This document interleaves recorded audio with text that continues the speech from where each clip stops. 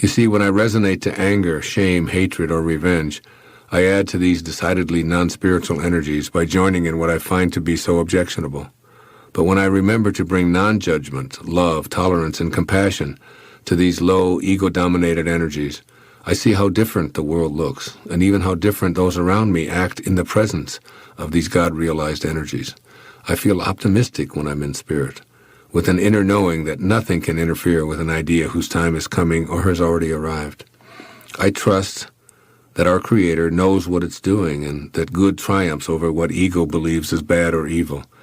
I sense that we're all moving toward a world that will no longer know the horrors of war or practice our long-established habits of inhumanity toward our brothers and sisters around the globe, who may have different cultural views and their own unique physical distinctiveness. By staying in spirit, I'm truly inspired to see the potential for greatness that's in all of us as one people, and I turn from anguish to faith that at least I can live from a place of God realization and practice being a force for good. Staying in vibrational alignment with spirit allows me to be more present in all of my life activities. Arriving seems to replace striving, and being in a state of flow is far more common than my old, uninspired state of worry and anguish. I remind myself that spirit is only here and now, not yesterday, not tomorrow, only now. By keeping my vibration aligned spiritually, I see the ecstasy in the present. Everything else that once was a source of worry doesn't come up for me, since the outcomes are already handled for me in my own mind. What will be, I remind myself. The world looks so much more peaceful when I approach it this way, and my ego, which once needed to win at all costs, is relegated to a distant seat in a stadium in another galaxy. The laws of the material world truly do not apply in the presence of God realization. And I know that I have the choice to live at this level of inspiration. When I do so, it seems that the world changes. Animals behave differently than their biological genetics would seem to allow. People at a distance seem to hear me telepathically and respond to my highest thoughts. Objects seem to materialize in defiance of what scientists say is possible. And healing takes place in spite of modern medicine saying otherwise. In other words, miracles seem to be ordinary.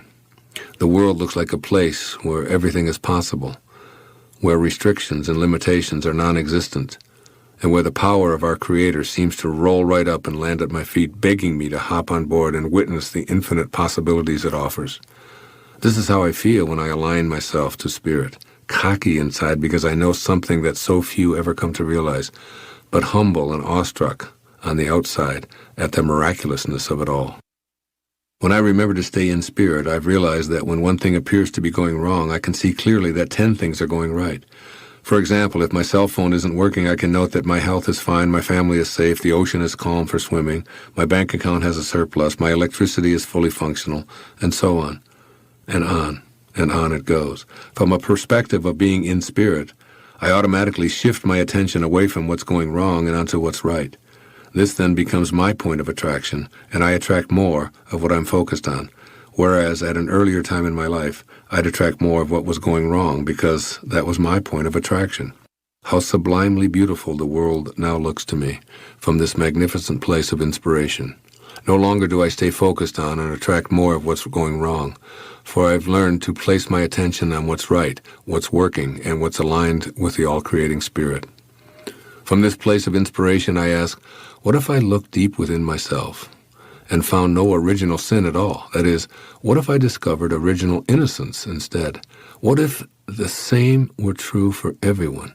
I know that our creative source is one of good, and I also know that we must be like what we came from. Therefore, everyone, including myself, is a piece of God. We came to this world from innocence and love, not from a place of sin or weakness. When I see Christ consciousness in everyone, even those with whom I differ greatly, I'm able to feel good, to feel God.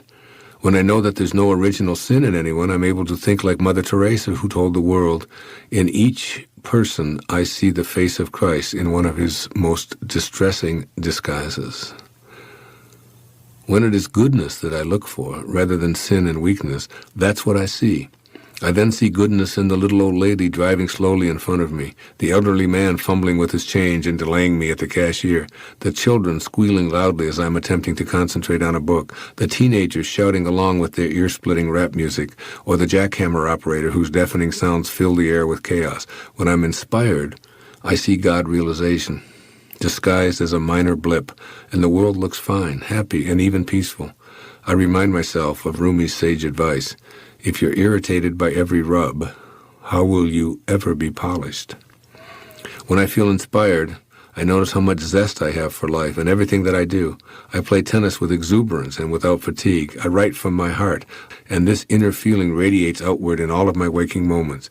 Inspiration means doing what I love, and even more significantly, loving what I'm doing. It's my willingness to bring love and passion to the activities of my life, rather than looking for love to emerge from those events and activities.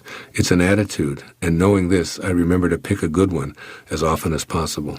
I know that being enthusiastic feels good, and I also know that I have the choice to select these attitudes at any and all times. By staying in spirit, these outlooks on life become second nature to me. It's all unfolding in divine order. By now you should be affirming that everyone you need for this journey of yours will show up, and that they'll be perfect in every way for whatever needs you have at this time. Furthermore, they'll arrive at precisely the right moment. In this play called your life, it has all been perfect.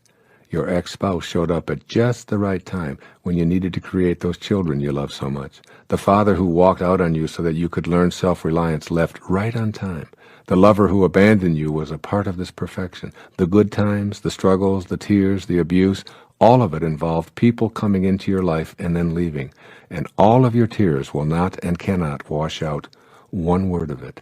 This is your past, and whatever your energy level at that time, whatever your needs, whatever your station in life, you attracted the right people and events to you. You may feel that they didn't show up when you needed them, that in fact you were alone and no one showed up at all, but I urge you to see it from the perspective of all of life being in divine order. If no one showed up, it was because you needed to handle something on your own and therefore attracted no one to fulfill your energy level at that time.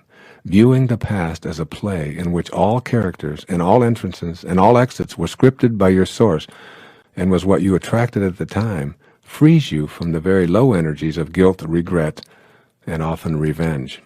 As a result, you'll go from being an actor who's influenced by others playing the roles of producer and director to being the writer, producer, director, and star of your own glorious life.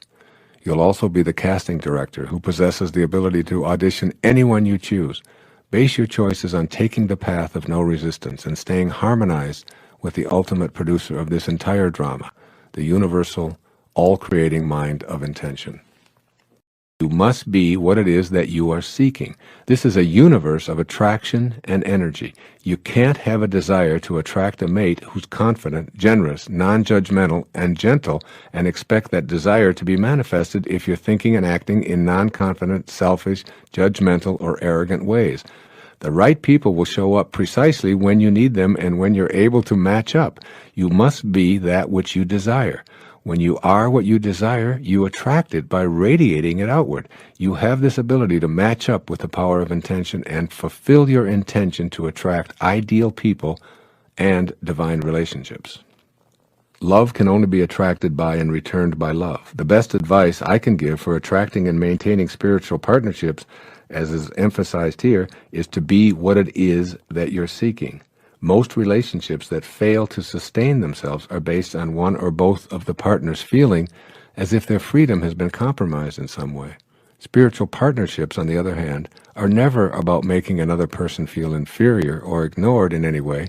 The term spiritual partnership simply means that the energy that holds the two of you together is in close harmony with the source energy of intention that I've described earlier. You've already connected to those you want in your life, so act like it. Mystically speaking, there's no difference between you and another person. A weird concept, perhaps, but nevertheless valid. This explains why you can't hurt another person without hurting yourself, nor can you help another person without helping yourself. You share the same source energy with everyone, and consequently you must begin to think and act in a way that reflects your awareness of this principle.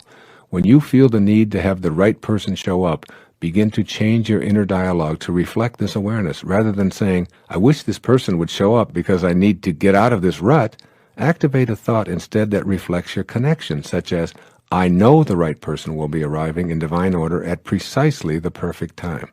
You are love. You emanated from pure love. You're connected to this source of love at all times. Think this way. Feel this way, and you'll soon act this way. And all that you think, feel, and do will be reciprocated in exactly the same fashion. Believe it or not, this principle of the right person showing up has been in place forever. It's only your ego that keeps you from seeing it clearly. A few words here about patience. There's a wonderfully paradoxical line in A Course in Miracles. It says, infinite patience produces immediate results. To be infinitely patient means to have an absolute knowing within you that you're in vibrational harmony with the all-creating force that intended you here. You are, in fact, a co-creator of your life. You know that the right people will show up on divinely ordained schedule. Attempting to rush the schedule based on your own timetable is akin to getting down on your knees and tugging at an emerging tulip shoot, insisting that you need the flower now. Creation reveals its secrets by and by, not according to your agenda. The immediate results that you'll receive from your infinite patience is a deep sense of peace. You'll feel the love of the creation process, you'll stop making incessant demands, and you'll start being on the lookout for exactly the right person. Here are 3 suggestions for implementing the ideas of this chapter. 1. Set aside multiple times during your day to stop and ask yourself this key question.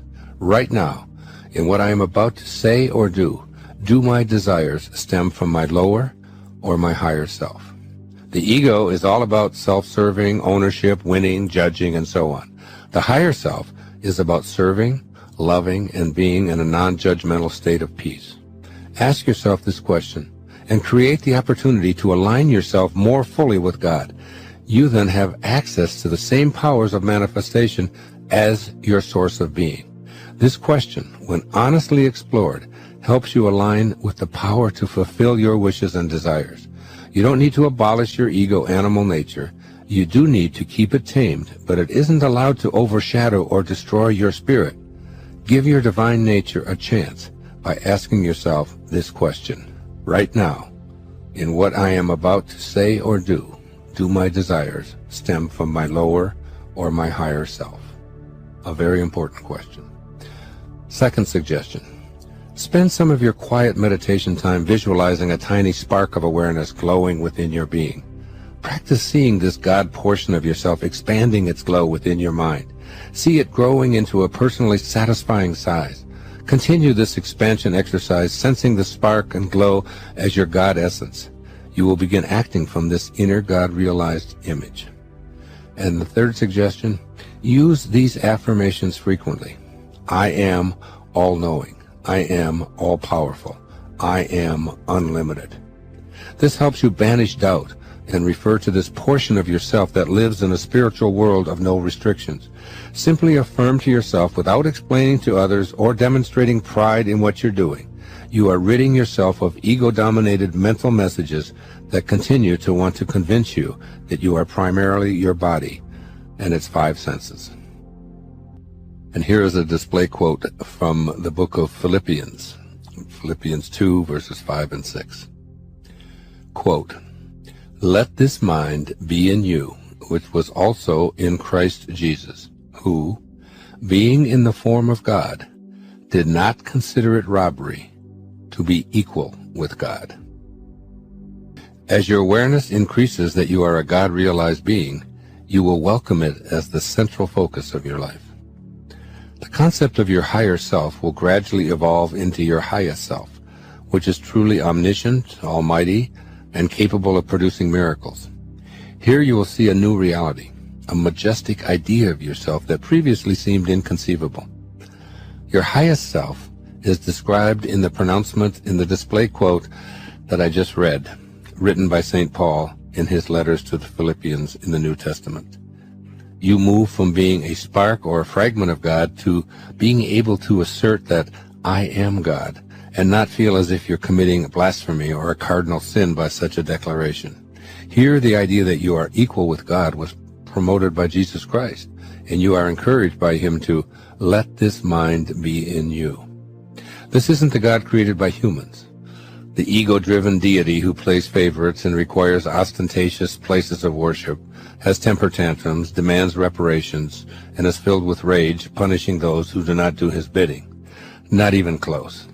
I am speaking here of the creative source of all being, a God who is responsible for creating the miraculous movement from non-being to being, a God who is formless, who does nothing, yet leaves nothing undone, a God who is everywhere. This is a divine invisible presence that's within you.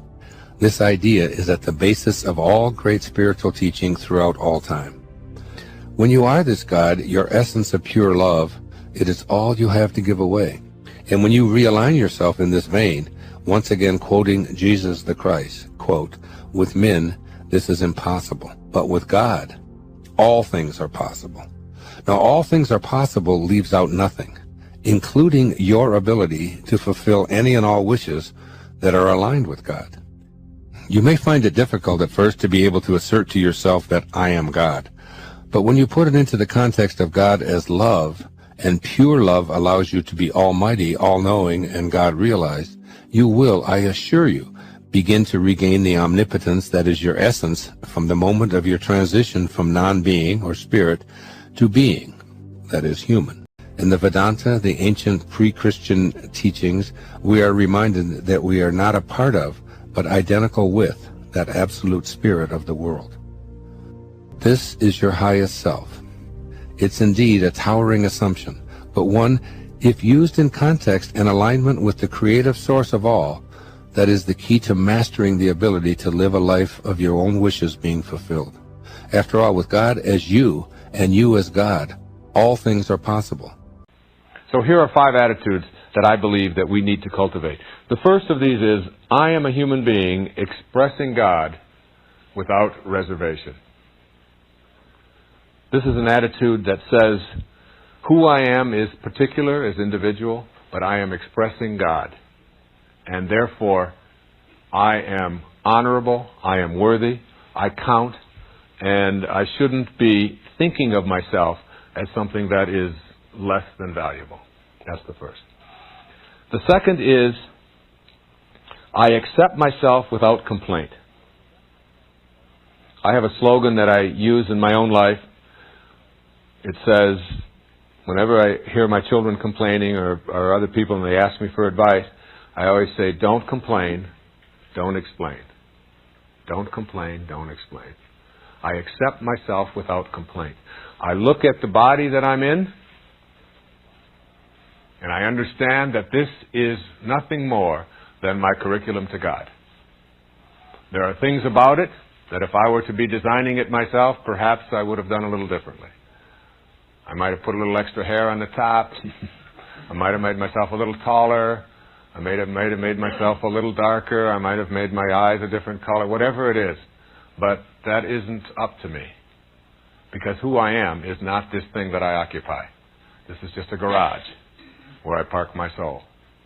And it doesn't matter. It is my curriculum to God.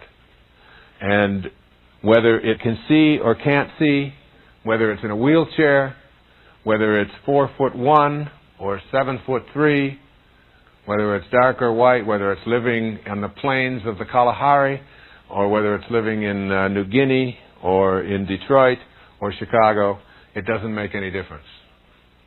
I accept myself without complaint. This is what I showed up in. And not only do I accept myself without complaint, but I accept life without complaining. And all of us have that choice, and we don't listen to that inner voice. That inner voice. I've often said that if prayer is you talking to God, then your intuition is God talking to you. And that intuition is something you want to listen to. And complaining about anything in your world, particularly about yourself, is a way of blocking the free flow of the divine intelligence that is everywhere and wants to be delivering abundance into your life. The third is, and this is a hard one for people, is I take full responsibility for my life. I take full responsibility for my life. You see, if you are disconnected or feel disconnected from the divine source, you cannot manifest. The separation is what keeps you from connecting. You can't align yourself. Not taking responsibility for your life and anything in it. And I get letters from people who feel that that I shouldn't be saying this because people who have illnesses that they can't do anything about, they don't want to have to take responsibility for them. Or people who have been victims of abuse and things like this don't want to take responsibility for them. Taking responsibility doesn't mean that you feel guilty about anything that has come your way. It means that I have attracted this into my life in some way that I don't understand. It has showed up in my life, and it's my life. And I want to be able to ensure that these things don't show up anymore. And also I want to be able to send them out of my life. But I can't do it if I don't assume a kind of responsibility for them. No guilt. And the fourth one is, I take on no guilt. If to feel worthy, you don't take on guilt. Just taking on this sense of responsibility. If I get anything in my body, that if it's a hernia, if it's an ache, if it's a pain, if it were a cancer, if it were arthritis, if it's I can't sleep, if it's a cold, if it's a backache, if it's a headache, whatever it is, I am going to say, there's something in me that has attracted this. Rather than, I don't know how this happened, I'm just a victim. These kind of things happen. We live in a carcinogenic world, and these kind of things just happen. It's like the minute that you take responsibility for it, you connect to the divine source, which can heal it. The minute that you say, I had nothing to do with this, then you put that barrier up there, and you're disconnected from the healing of it. So I'm not talking, I want to re-emphasize, I'm not talking about feeling guilty about it. I'm talking about saying, it's here, I've experienced it, I can do something with it, I can either go back to that stage of being an athlete and being a warrior and say, it's all in my ego, or I can do something profound about it, which is to say I can teach and become a statesman and a spiritual being by teaching others how to avoid having this happen. It came to me for a reason. I don't have to understand it, but I take responsibility for it. No guilt, no abdicating the person who was responsible for it and saying, oh, it wasn't their fault. None of that. No removal of the punishment that the person deserves for that kind of conduct. None of that. Simply taking responsibility and saying, I now connect to whatever it is that's in my life, and I no longer am going to carry around the anguish and the guilt there, any place in my life. As soon as you do that, you honor your worthiness to receive the healing, to receive the abundance, to receive the love that might have been missing from your life. The fifth and final affirmation or attitude to create for ourselves a sense of being worthy is to have congruency in your life. Congruency. I understand the importance of harmony between my thoughts, my feelings, and my behaviors. Very often, most of the problems that we face as people come from our inability to have congruency or harmony exist between what I think, what I feel, and how I behave. I may think one thing, I may feel something else, and then behave in a different way. And to have a congruency is to honor your worthiness. Virtually all addictions come from an incongruency. I have a thought about one thing, I feel something else, and then I behave in a different way. And that incongruency is what keeps us from feeling worthy. In reading the aphorisms of Patanjali, he was talking, now you have to remember we're talking about before the Middle Ages, which were called the Dark Ages. And here was Patanjali writing about the ability to be able to do absolutely miraculous things. The ability to be able to be in more than one place at the same time. The ability to be able to be in the presence of another human being and raise your energy to such a level that you could literally, by your presence alone, just heal that person. The ability to be able to transcend things like diseases. The ability to be able to have the gift of fish and loaves. To just live at such a level of consciousness that anything you placed your attention on instantaneously, you had the capacity and the power to be able to make that realization for you. The book is called How to Know God. Now, it's not called How to Know About God. It's not called How to Believe in God. It's called How to Know God. And how to know God means making conscious contact with God. It's the only way you can know anything. So here are the 5 aphorisms. The first is called, "The central act of ignorance is false identification." The central act of ignorance is called false identification. What does Patanjali mean by false identification? And what does he mean by ignorance? Ignorance is not to be assumed to mean that you are uninformed.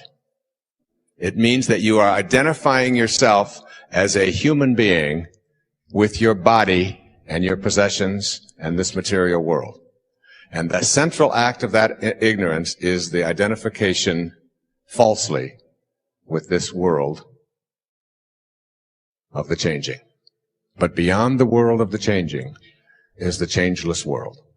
And once you start to identify yourself there and know that this is who you are, know it, like you're listening right now and you're watching, and the energy that is coming into you is coming through your eyes and ears and senses.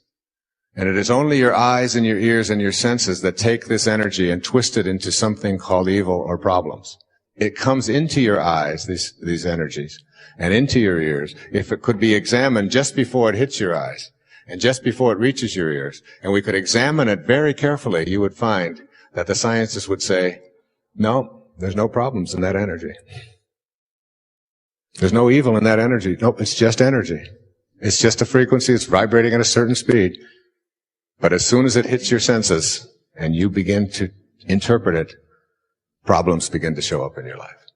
But the energy itself contains no problems. It's just energy. That's proper identification according to Patanjali. That's the first aphorism.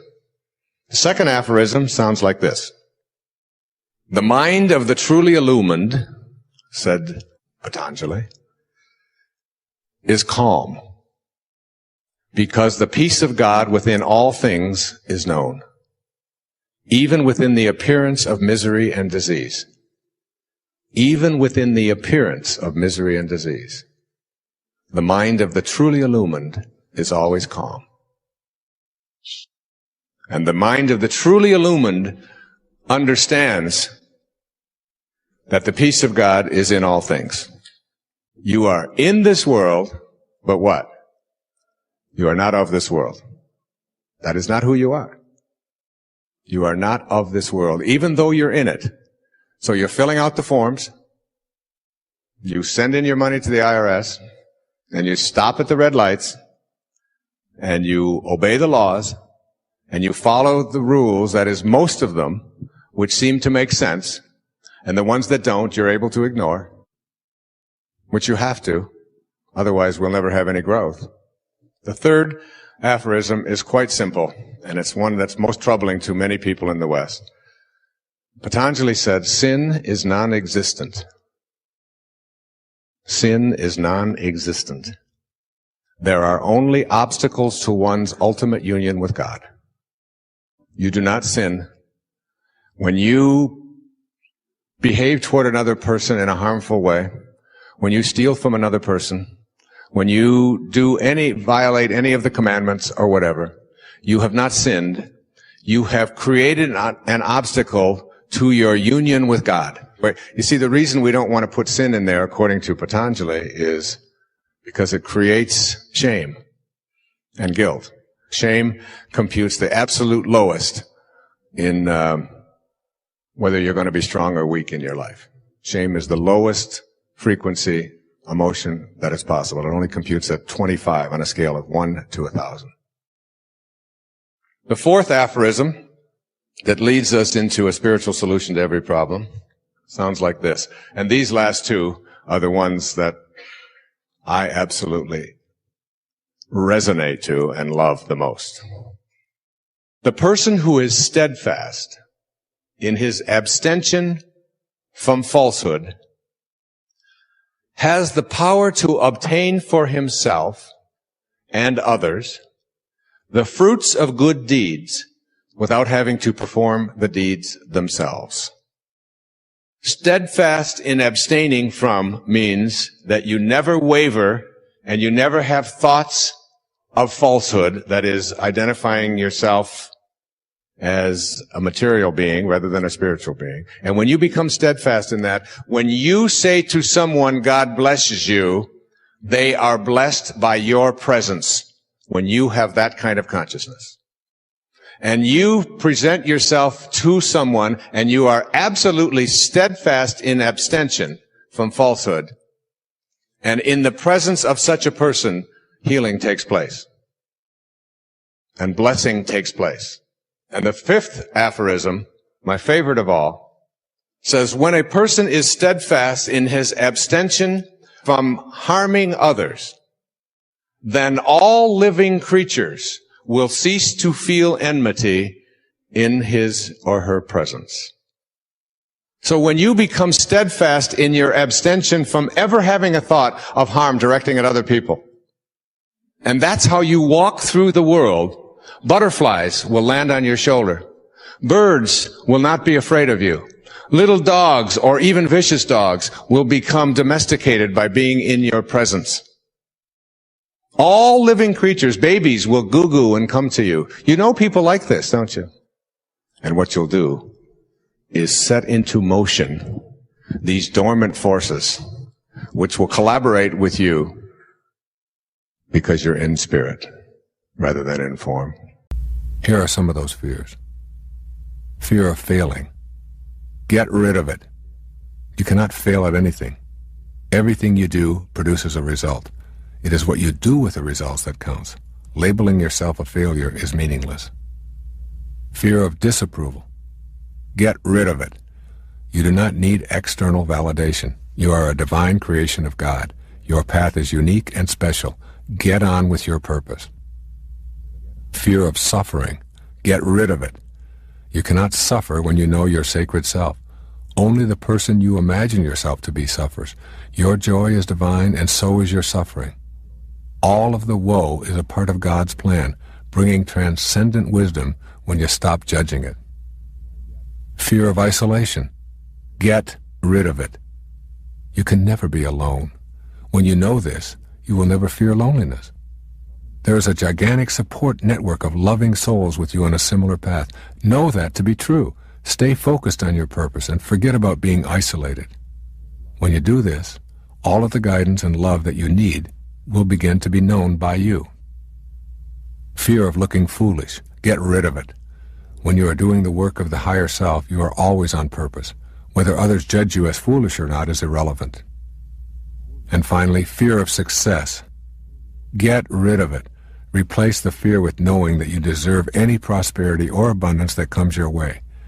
Know that when you are on the way of your sacred quest, external measures of success will appear. Your success, however, is an inner matter. It is your personal feeling about yourself, and certainly you do not want to be afraid of yourself. These, then, are the 6 fears that interfere the most with the way of our divine purpose. Know that you possess the inner tools to transform your life, and the fear will be gone before you can utter, "Get rid of it." One of those inner tools is to acknowledge to yourself when fear enters your personal picture. When you do notice yourself experiencing fear, please be sure to gently allow it into your awareness. Feel it and refuse to judge it. The first time I had ever walked out on stage to speak before thousands of people and had forgotten my notes, I experienced severe feelings of fear. Not acknowledging my fear would have kept it right there on stage with me. But I surrendered to the fear, while I reminded myself that I was not alone. I went out on that stage with my fear as my companion. Before even a few minutes had passed, I was absorbed in my mission and my fear was gone. By acknowledging the fear, and then doing what you were afraid of anyway, you serve notice on those kinds of self-defeating thoughts. You also take a giant step toward banishing doubt from your life. Fear and doubt are partners. That which you doubt will cause you to be afraid. That which you fear creates doubts about your ability to deal with it. Faith is an antidote to fear and doubt. In most cases, the use of the word faith is associated with developing a religious framework for our lives. Faith and worship in this context go together. I'm not talking about faith this way. I honor whatever your religious persuasion is, but I do not want you to confuse religious beliefs with the actual presence of faith. Faith is akin to knowing God, which is different than believing in God or knowing about God. Knowing, as I am speaking about it, is an experience on a cellular level of personal experience which has not one iota of doubt attached to it. To me, faith is an inner knowing and a capacity to see God in everything, including myself. This kind of faith does not come from books. The kind of faith I am describing does not need a religious service or a holy book. It comes from having the direct inner experience of God as a part of your higher self. It is demonstrated in countless ways in daily life. You do not necessarily have to see this inner light with your senses, yet the experience is known. You know that what you do not see is there for you as well. I've seen my wife, Marceline, demonstrate this inner faith on 7 different occasions when she has given birth to our children. Throughout her pregnancies, she talks to me about her faith in God being with her. She knows that bringing a child into the world is more than a physical experience. She knows that it is a holy opportunity that she has been entrusted with. She has absolutely no doubt about her ability to proceed through all stages of her labor and childbirth without complications, pain, or any suffering. This faith literally puts her into a higher state of awareness, and her physical appearance literally changes. She has actually left the confines of her body. Through the power of her miraculous concentration on what she has to do, she proceeds unaware of surrounding distractions. Her inner faith has literally seemed to banish the doubt about her ability to deliver a baby in a spiritual and pain-free environment. She doesn't believe that God is there for her. She absolutely knows it. The idea of any doubt being present is ludicrous to her. I have been in the labor room with my wife while women all around her were out of control with fear and doubt. Marceline, relying on her faith, is participating in the act of creation as an observer and a faithful participant. In fact, she has taken that same inner knowing based on faith to assist other women in having their babies. She accompanies them through the entire process from the first months of pregnancy through delivery, helping them access their inner selves and reassuring them that if they banish doubt, they will have a spiritual childbirth experience. I have yet to see it fail. Understand that faith is a decision that you make internally. It is a mental decision to know that everything is on purpose. Faith then becomes an energy that resides within you at all times. These are principles that I don't think have to be that complicated.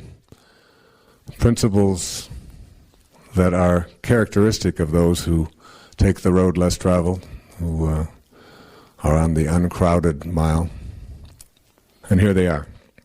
If you can live them and practice them and work on them or help others to do so, perhaps we can collectively begin to counterbalance some of the negativity of those who can't make the distinction between falsehood and truth. Have a mind that is open to everything, attached nowhere. Go through life with an idea that anything is possible.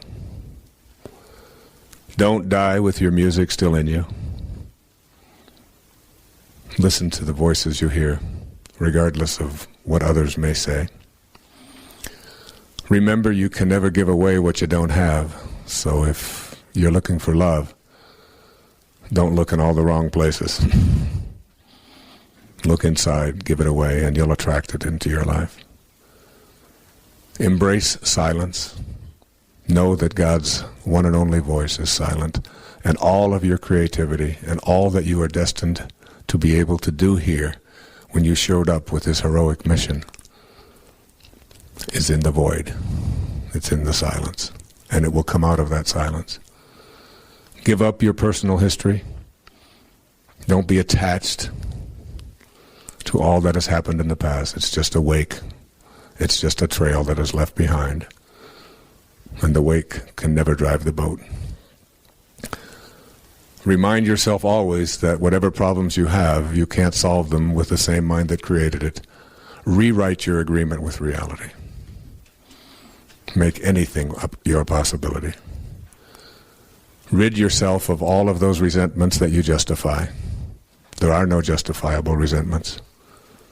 They will all destroy you. Treat yourself as if you already were what you would really like to become. Act it out. See yourself as having abundance. See yourself as being healthy. See yourself as being happy. See yourself playing that trumpet, and you won't be able to do anything else. Treasure your divinity. God doesn't make any junk. And finally, remind yourself that to be wise is to avoid all thoughts which weaken you. And every thought you have does one or the other, will either weaken or strengthen you. I think of those who don't recognize this great power, this force that is in everything and everyone, that opens the flowers and allows the butterflies to flap their wings, and who thinks it's all some great big accident. I love this story of the Buddha. And the Buddha is traveling, and everywhere he travels, he encounters criticism and hate and disrespect from all of these people who have done nothing but choose to see if they can bring him down. And always he responds with peace. Always he responds with love. And after 3 or 4 days of seeing these people continuously harassing him and ridiculing him and finding fault with him and being ugly and so on, his devotees say, how can you do that? After 3 days of nothing but receiving that kind of energy, you still always have love. And the Buddha answered his question with a question. He said, if someone offers you a gift and you do not accept that gift,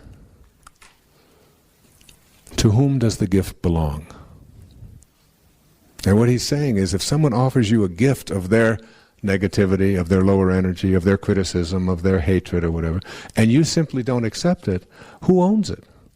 And if they own it and it's theirs, why would you allow yourself to be upset, depressed, stressed, hurt by something that is owned elsewhere? That's all you have to remind yourself of. And you'd be surprised. You know, it's a good thing to work on. It's a good thing to practice, especially if you have kids, because, boy, they give you so many opportunities to do this, where you can work at seeing if you can change that energy around, if you can make it go from low to high. Just see if you can raise it just ever so slightly. All of you instinctively know how to do it, because you're born with that quality. It's just that we've lost it when we took on the ego. Thank you, and God bless you. I had a hair on the pillow the other morning. I held it up to my wife. I said, honey, what held it in yesterday? Something did. It's invisible. In our culture, particularly in the West, we have a tendency to believe that this is who we are. And we decorate our form, and we perfume it, and we insure it, and we build a house around it, and we mortgage that, and we watch it, and we look in the mirror, and we say, oh my God, look at what's happening to it, and there's another wrinkle that wasn't there before, and how did that get there? And it's completely out of your control. It's all handled for you. There's such a beautiful lesson to learn, such a beautiful spiritual lesson to learn. If you look at a vase and watch a sculptor make a vase, the sculptor shapes his clay and finishes it up. And what is it that makes it a vase? You think it's the material? You think it's the pottery? You think it's the clay? No. It's the empty, silent space inside that the clay surrounds that allows it to be a vase. Otherwise, it's just some pottery. What makes this a room? What makes your house a house? Think about it. It's not the walls. It's not the material that has been put all around us that you live in. It's the space, the empty, silent space inside that makes a house a house. It's the space between the bars that holds the tiger, as they say in Zen. And it's the silence between the notes that makes the music. It's not the note. That's the note. What makes the music is the silence between the notes. And so it is with you. Robert Frost put it this way, more beautifully than I could ever say it. We all sit around in a circle and suppose, while the secret sits in the center and knows. And knows. You must come in contact with that empty, silent space that is within, not the form that encapsulates it. So difficult for us in a world of bottom line, left-brained, analytical, get to the point mentality that we find ourselves in. But all you have to do is look around. Look and understand that whatever the intelligence is that is in back of or suffusing all form in the universe, that allows it to be that empty, silent space that some call God, some call spirit, some call soul, some call Muhammad, some call Buddha, the label doesn't matter. And I am not up here on this stage to proselytize for any particular religious point of view at all. It is not my purpose. It has nothing to do with what I'm here. It is to get you to understand the power of that invisible, silent, empty space that we all know as thought. They weigh your body. And let's say it weighs, let's pick a good number, 150 pounds, all right? And then life leaves your body. And they weigh your body instantly after you're dead. And it still weighs 150 pounds. So that your body weighs the same, alive or dead, before it begins to deteriorate. And if that's the case, then your life, this thing that leaves your body and your body still weighs the same, is weightless. Your life is weightless. You can't put a dimension on it. You can't put a measure on it. Who you are is that life. And that life is not in the dimension of material. The stewardess was standing there and she said, "Oh, no. Oh, no." She knew who I was. I had been talking to her. She said, this is what I dread. I said, "What's the matter?" She said, "There's 176 people on this plane. Every one of them is going to say something nasty to me when they get off the plane. They're going to blame me, they're going to blame the airline, and they're going to..." I said, "But you don't have to let that in." She said, "What are you talking about?" I said, "Well, you've got 2 packages, 2 suits that are protecting you from anybody coming to you with that disharmony." She said, "What do you mean?" I said, "Well, you got your uniform."